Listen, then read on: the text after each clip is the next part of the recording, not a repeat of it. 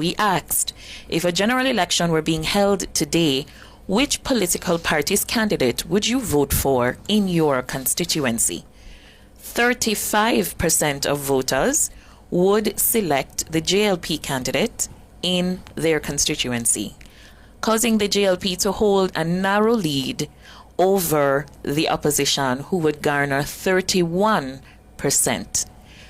However, still, 1/3 of the electorate remains undecided. Cliff, you are projecting 12 weeks out from an election. So 3 months out, we still have 1/3 of the electorate undecided.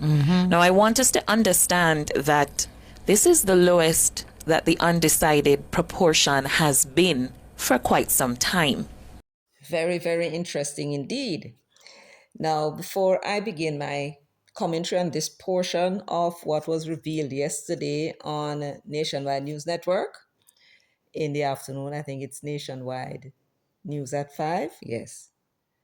Let me welcome everyone to Jamaica 411. Thank you all so much for joining me today. Welcome back to my subscribers. Always lovely to have you. And to the new listeners, welcome as well. If you have not yet subscribed to my channel, please hit that subscribe button and the notification bell as well. And if you do, YouTube will notify you and tell you whenever it is that I upload a video. And of course, I want to thank you. I'd also like to ask everyone to give the video a thumbs up from now on. Please go ahead, give the video a thumbs up. Thank you for that as well. And share, as well as feel free to leave your comments in the comments section. Now that the preliminaries are out of the way, let's get down to business. Now, I paused it here because, again, not for the first time, not for the second time, but for the umpteenth time, I've made mention of these poll results. 35% of those polled, 1,618 by Blue Dot, 35% said they would vote JLP. 31% said they would vote PNP. When you add the two together, you get 66%. But then look at the other two columns. 32% said they are undecided and 2% said other. Apparently, 2% said they'll vote for some other party. In this poll result, they want you to believe that 98%, as a matter of fact, 100% of the people that they polled, 1,618, that they randomly selected, and she had explained how they went about and choosing their area to go and do the poll. 100% of the people that they polled said that they are going to vote. 66% said they'll vote PNP or JLP. 2% say they'll vote for some other party or maybe independent candidate. And 32% said they're undecided. Not a soul among this 1,618 said that they will not vote.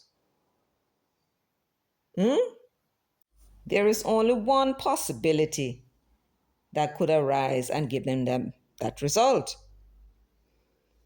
And that can only be because they screened the persons that they were polling, either at the beginning or somewhere during the polling, but I don't think so. It had to be, since they're saying it's 1,618 persons that were polled and they got this answer from them, it must have been from the very beginning. They must have asked the persons, are you on the voters list? Yes, I am. And do you intend to vote or not? Yes, I will. And then they poll them. This is the only way they could get this result, because there's no time in Jamaica's history when 100% of the people turned up and vote. Are you following me? So they must have screened them. Are you registered to vote in Jamaica? Yes, I am. And do you intend to vote? No, I do not. Okay, sir, thank you very much. And move right along. Are you following me? Blue Dot needs to come and tell us, first of all, if that was how they did. There's not a thing wrong with it, It's just that they must tell us what it is that they did. And then now we will understand how they arrive at these figures. One of the effects of screening out people in that way and ensuring that only 1,618 people who are on the voters list who say they intend to vote are polled, one of the effects is that it will inflate the numbers of those who say they will vote for either party or undecided. In other words, if they said, for argument's sake, if they had gone through the process and just selected the first 1,618 persons that they found who said they are registered to vote and just poll them, they may find that 18 or 20% may say they're not voting, right? Then that now would mean you would have less people who are undecided and less people who said they would vote for either parties. Are you understanding me? Yes. If 50%, as happened before, 50% of them said I'm not going to vote, right? Which means that only 50% now of those polled said they will, then that will have some implications in terms of the voter turnout. As it is, this is claiming that the voter turnout will be 100%. We can expect, an electoral office can expect that a little bit over 2 million voters that are on the voters list will turn up and vote. Presumably dead ones too. So they need to give us that information. How did they arrive at 1,618 people who said that they intend to vote? 66% don't make up their mind already. 32 don't make up their mind yet. And 2% tell you so they will vote for some other party. How did you arrive at that? We need to know how you went about that. Now, in terms of the numbers that you're looking at here, the question that was asked was, if a general election were being held today, which political party's candidate would you vote for? That question, which political party's candidate, is significant because they could have asked the usual question, which political party would you vote for? Right? In which case, that would have the people thinking about the party and thinking about the leaders and may not be thinking too much about the candidate. Some may not. And so they may get one result when they ask the question that way. But the way in which they phrase the question, I think it's an excellent way because it is the candidate that you'll be voting for. And that causes these persons being polled now to focus their mind on the representatives, and the one that is going to get the greatest scrutiny, of course, is the MP. Labour Party has 49 such MP, while the PNP only have 14. So, you now see now how significant the question is. A damn good question. And maybe Don Anderson may consider phrasing his question this way. Just consider it. So, they were asked, which of the party's candidate would you vote for? 49 of such candidates are JLP, and they got 35%. That may be an indication as to how well those candidates are performing. And how well the candidates are performing is heavily dependent on central government and the support that central government is giving them. So, for example, they have the constituency money, which I think is $20 million, that them and the people would sit down and decide how they're going to spend it. And then all the MPs will have access to that, irrespective of the size of the of the size of the constituency in terms of area, land area, right? Or numbers of people. Now, when you have a huge constituency as Southeast St. Anne, and you have a little beanie constituency as South St. Andrew, and you are going to be giving them $20 million, right? Mind you, the portion of the population I think in South St. Andrews is even small. It's smaller than Southeast St. Anne. So there's a great deal of inequality about the way the money is distributed, right? In my view, they should take in consideration the landmass and take in consideration the number of electorate. Distribute the money either per head or you distribute the money per landmass, which would be unfair to the people of South St. Andrew because they are small. So there must be some way you can create a balance so that the taxpayers, because they're all paying them taxes and therefore they are entitled to equal benefits, in my view. So that is something for government to figure out. Now, so 35% is where the JLP is, and the PNP is 31%, which means that if they went throughout the island in all 63 constituencies, and it appears so that they did, then some of these persons who are saying they would vote PNP are in those constituencies where the Labour Party candidates represent.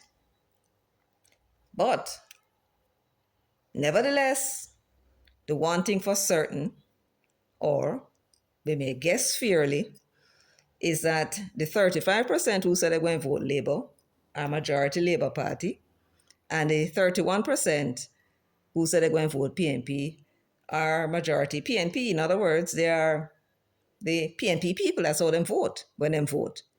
But recall the question was asked, if a general election were being held today, so they had to imagine that it's a general election day today, the day when they were questioned, who would they vote for? And on that day, them said, boy, if election they call, 35% said JLP, 31% said PNP for certain. Those persons who are undecided, I mean, if you not decide upon the election day how you're going to vote, you're not going to vote. So they are not to be considered in it. When they tell you that that is a number they can play with, it's only in terms of the snapshot that they took at the time when they did the poll. Because, of course, it was just an imaginary thing, right? So they can work on these 32% and try and get them over on their side, right? Now, when you look at the undecided, the 32%, the essential question to ask is how many of that 32% is PNP, normally PNP voters, how many are JLP voters, and how many of them will vote for either one if they come with something good. That is the significant thing, because then that will tell you now what the potential is for the JLP and what the potential is for the PNP. Because if you have undecided people who are, say, PNP, who said that when they vote only PNP, they vote for, but then I make up their mind as to whether they're going to vote this time around. That is a potential 10% you could add to the PNP's 31 to get 41. And if it's the same for the Labour Party, you could add that 10% and get 45. That is how it is likely to turn out in future with those particular voters. Now, the ones who are remaining now, those who would vote for either party, they are the ones that would make the election go either way. Of course, if they remain and don't go out and vote, chances are the Labour Party would win. But there's no guarantee. We have seen situations in the past where you have more voters turning out for a party and they never win the election. It's the seat counts that matters. And this 35% and 31% does not tell us much. They need to come and tell us now what would be the seat counts, those in the various constituencies, which party they said they're going to vote for in those constituencies. And then you will know from the perspective of a snapshot which party would have won the election on that day when the poll was done. Now, we don't know if they had done constituency by constituency. They have not said so, and I do believe that the discussion on the polling was the last one that they did on Friday, the finale. But they did do polling in what they call 3 weather vane seats. The one that is most significant is Southwest St. Elizabeth. Southwest St. Elizabeth seems to have those persons who, when they pronounce a government as doing well, they go out and vote for them. And when they perceive them as not doing well, then they vote against them.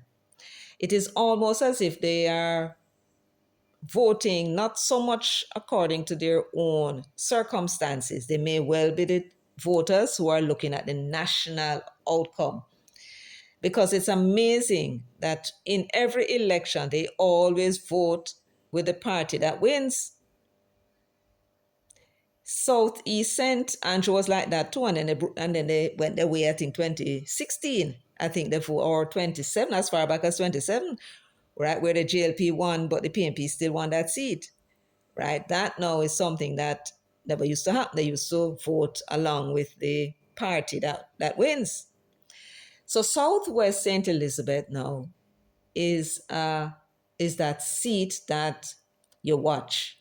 So if a political party wants to have some idea as to how they may be performing nationally, irrespective of what is happening on the ground, how it is that the Jamaicans are likely to vote overall, then Southwest St. Elizabeth would be a good spot for them to go, just to test how the rest of us may think. Of course, relying on them in terms of what is happening in the other constituencies would not be a good idea, right? You have to go and look and see what is happening on the ground in terms of how your candidate is performing if you're the government. Because remember, the other side don't really have nothing to do, more than point out what it is that the governing side not doing, the MP not doing, and telling the people that when they get to power, then we'll fix it, right? Now, they said they added Western St. Mary in that lot. The others being Southwest St. Elizabeth and Southeast St. Elizabeth. They said Southeast St. Elizabeth is a swinging seat. I really didn't notice them before that was the case, but I certainly did notice Southwest St. Elizabeth. So we're going to listen now to what the poll findings were. Now, she had explained, the young lady who is the technical person at Blue Dot, that in these 3 constituencies, St. Mary Western, St. Elizabeth Southeastern, St. Elizabeth Southwestern, they had actually increased the sample size because they had specifically done the poll in those constituencies in hope that they'll arrive at some response that is reflective of the views of the people, the electorate in those constituencies. So we're going to listen now. Listeners, viewers, we're going to go to the next highlight of these Blue Dot polls. 3 weather vane seats, Southwest and Southeast St. Elizabeth and Western St. Mary. In February, we polled Southwest St. Elizabeth and Southeast St. Elizabeth. Why?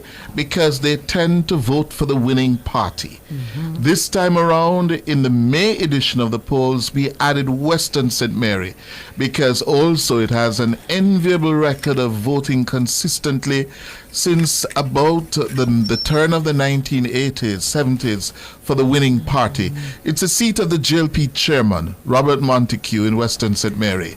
But here we go. Yes? Janae Stevens-Staley, walk us through the results. Sure. All right. So, as Cliff would have explained, these 3 seats have, for the purposes of our work here, voted with the winner for the last 5 consecutive general elections. All right. And so we've identified these 3. If you recall, for those who would have tuned in February when we did both of the Southern St. Elizabeth seats, they were diverging a bit. One was in favor of the opposition, the other was in favor of the government. Southeast was in favor of the opposition and had more favorable views of Golding as a leader and so on.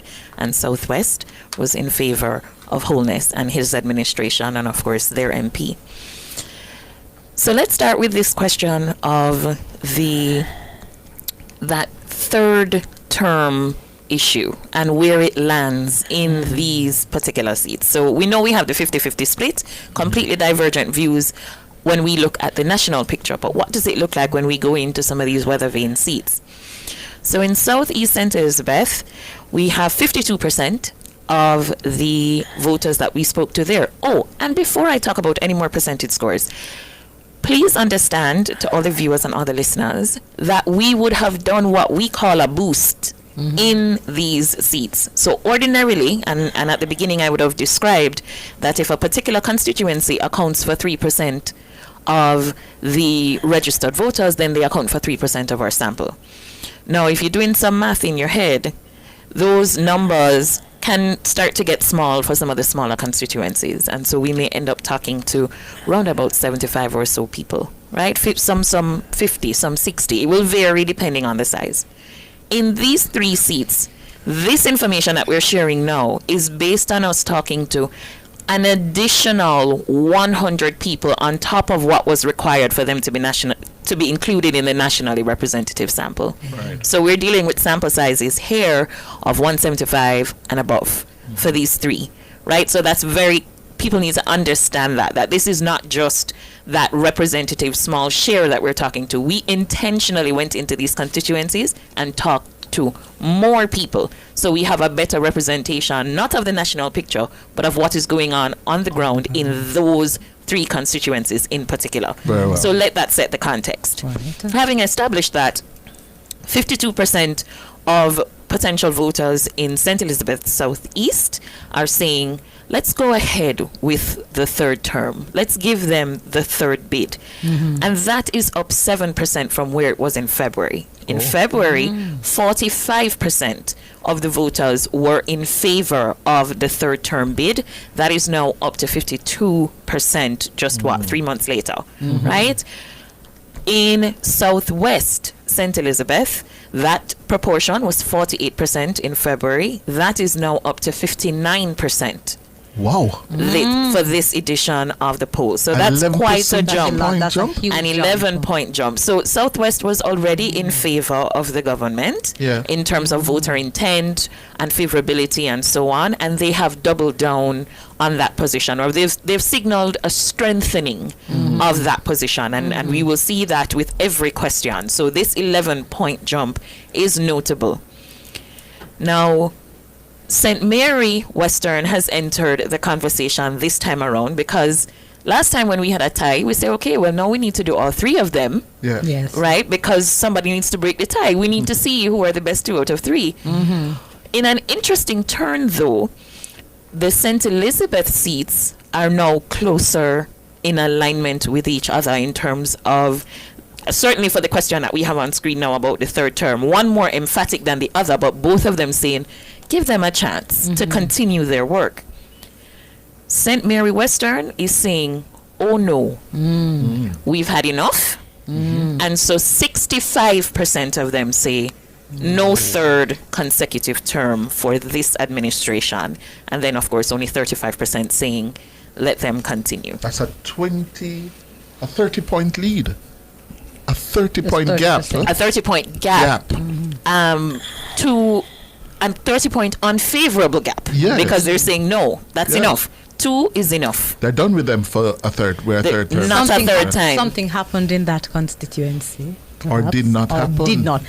Did not happen Yeah. in that constituency. Okay. And this thread, this trend is going to continue over the next 2 questions that we're going to look at. So this is the hypothetical head-to-head between the 2 leaders. That is a question that is common in our polls. If you could vote directly for Prime Minister in a race between Golding and Holness, who would you cast your vote for? All right. And so let's look at it again.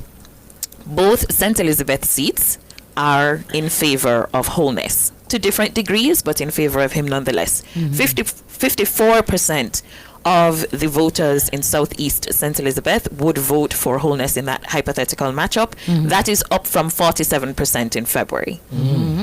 All right. And 46% would vote for Golding. That is down from 53% in February. In Southwest St. Elizabeth now, 59% would vote for Golding, up from 47% in February. And only 41% would vote, 59% would vote for Holness. That's up from 47. And 41% would vote for Golding. That is down from 53. All right. So the St. Elizabeth, some sort of something has happened on the ground in St. Elizabeth In the last that 3 has months. in the last 3 months Yes. that has bolstered the position of St. Elizabeth Southwest in favor of the government and has turned and given back the edge to the government as well. But then Western St. Mary, as that third weather vane seat, is saying we are not aligned. Typically, these 3 constituencies are aligned. They vote with the winner.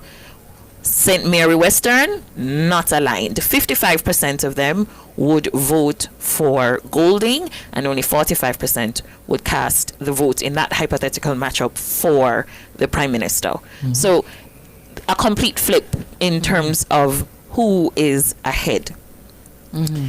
Now, when we look at the voter intention question, which is the big question that we've been discussing for much of this show, right? So it's the hypothetical matchup is good, all of that, but let's get down to voting intentions, right? So we know what the overall figures are. Let's look at what's happening in the weather vane seats. So in St. Elizabeth Southeast, 42% of voters would cast their vote for the JLP candidate. That is up from 38% in February. And there has been a fall off in the votes that would be cast for the PNP candidate in that constituency from 39% in February down to 33% now. And let me remind our listeners, who are the candidates for the JLP in Southeast St. Elizabeth? The State Minister of Agriculture, Franklin Witter, a 3-term MP, a second-term MP there. Yes? And for the PNP, the candidate is the Mayor of Spanish Town, Norman Scott. All right, so let's... So Scott is down 6 6 points, points. in 3 months. Witter is up 4 points in 3 months. Yes. And then on the southwest side of the parish, 55% of voters would cast their vote for the JLP candidate, a 10-point jump from February. And a similar jump, not quite 10, but not too far from it either, drop, I would say, on the PNP side. So in February, it was 40%. Now it's down to 33. That is the PNP's Miranda Wellington. Yes. Up against the Agriculture Prime Minister, Minister. Floyd Green. Correct. So again, there is a strengthening of the pro-JLP candidate, party leader, etc., MP in both of the southern St. Elizabeth seats. And then Western St. Mary is saying, no thank you, right? Only 20% would cast their vote For Mr. Montague. for Mr. Montague in that constituency. 39% would vote for his opponent Mr. Woodbine, Omar Woodbine. Yes. from the PNP, and a whopping 38% are undecided Wow. in this particular constituency. That is well above the national, which is at 32%, and it's the highest indecision that is being reported anywhere For all in this poll. constituencies. Yes. Something is not happening in Western It St. Mary. means something is not It happening. means that there's room for Montague to recover, but you don't know. You just don't know, because the people of St. Mary have gone sour. They have gone Something sour. has not- on the whole something has- administration. Something has not happened, and there are a lot of things that have not happened that you could speak about. But that there's a lot of work. We can see that Floyd Green has been doing a lot of work in his constituency, and it's bearing fruit significantly. So you can, but I, in terms of, but Janae, in terms of these being weather vane seats, and 2 out of 3 are trending in one direction, and the other is trending in the other. I'm sure we're going to have to hear some modeling coming out of the conversation as to where this is headed, because these are numbers that are giving clear suggestions as to where people's minds are based on what is happening here. This is going to be Yes. reflective, especially what is happening in St. Mary, because Yes. it is out of step with what we have seen in previous editions of these polls. This is where we talk about the So this is where the sentiment comes in. This is where the The on-the-ground people's reality feelings. and the feelings and so This is on. where you have to talk with people, not just get the numbers, but get the information as to what is going on or not going on to be able to make a difference. And both political parties, but more so on Bobby Montague's end. Right, because Yes. right now he is significantly behind by 19 19 points. Yeah. So there you have it, the seats to watch. But in my view, The most reliable of them all is Southwest St. Elizabeth. Remember in 2011, Christopher Tufton lost it by 11 votes, right? And Portia won the election. And Tufton lost it by 11. But by the time 2016 came around, I believe the JLP with Floyd Green won with over 1,000 votes, if I remember right. And that was telling. Now, let us do our own little quick analysis on these findings. So nationally, if you look at the bottom figure where it says overall, the JLP, the poll found when they asked the question, if a general election were being held today, which political party's candidate would you vote for? 35% said they would vote for the JLP candidates, and 31% said they would vote for the PNP candidates, and 32% said them not decide yet. Now, when you look at Southeast St. Elizabeth, they're saying that in February, the Jamaica Labour Party's candidate, the MP, Frank Witter, was polling at 38% to the PNP's candidate, 39%. So the PNP candidate was leading. Oddly enough, they decided to move the man. His name, Stevenson. Ian Stevenson, if I remember right. And I do believe they moved him from before.